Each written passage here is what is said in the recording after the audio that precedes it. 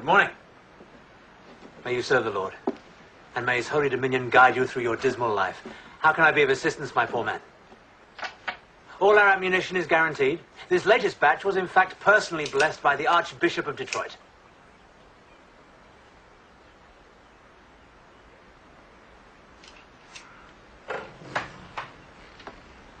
Good morning.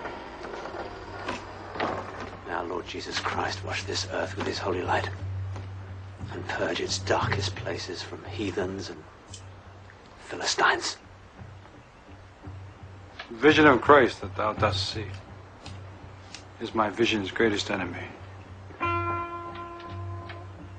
Before becoming one of the biggest superstars on the planet, Johnny Depp was known primarily for making quirky, interesting films that didn't make much money.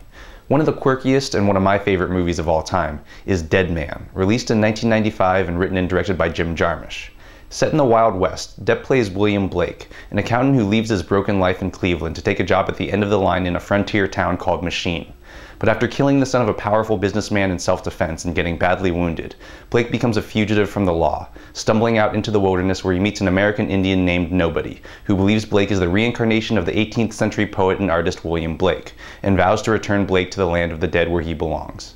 Not only is Dead Man my favorite Johnny Depp movie, but it also represents a redefinition, and in some ways a repudiation, of the modern Western.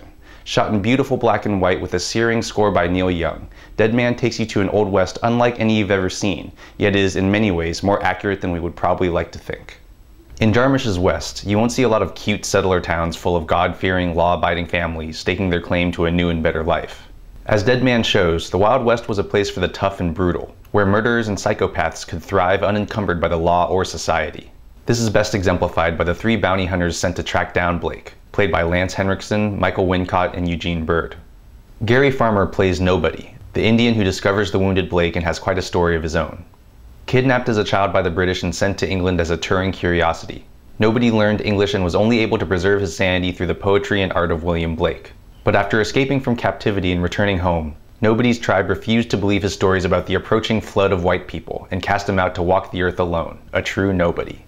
Naturally, Nobody's enmity towards white people runs deep and is frequently on display, as was probably the case for most Indians who saw white people break every treaty and wage war on their families and way of life.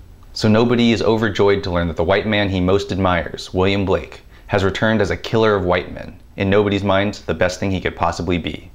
As Nobody takes Blake on their journey to the land of the dead, they encounter various people who again challenge Old West archetypes.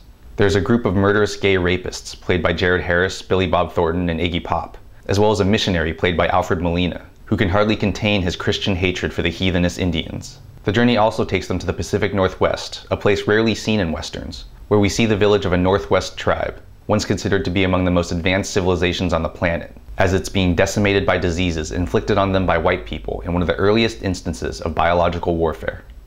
While Johnny Depp's star really took off after the Pirates of the Caribbean, I still think Dead Man is the best movie he's been in and the best performance he's delivered, full of pathos and humor as Blake spars with Nobody and slowly, reluctantly transforms into one of the most enduring of Old West archetypes, the gunslinging outlaw, as he sheds more and more of his previous self, embraces his new persona, and travels deeper into the wild. But Dead Man is also great for its decidedly unromanticized look at the Wild West, which wasn't called wild for nothing, where racism, lawlessness, and murder were part of the landscape, where Indians and white people really didn't get along, and where a young America was being forged throughout the West, not just in the deserts. At the same time, Dead Man is beautiful to watch, poetic in its spareness, and with a story that unexpectedly winds its way back to where it was always meant to go. If you like Westerns, Johnny Depp, or just want to see one of the best films of the 90s, Dead Man is definitely worth checking out. I'm Jonathan Kim, and this is a ReThink Review.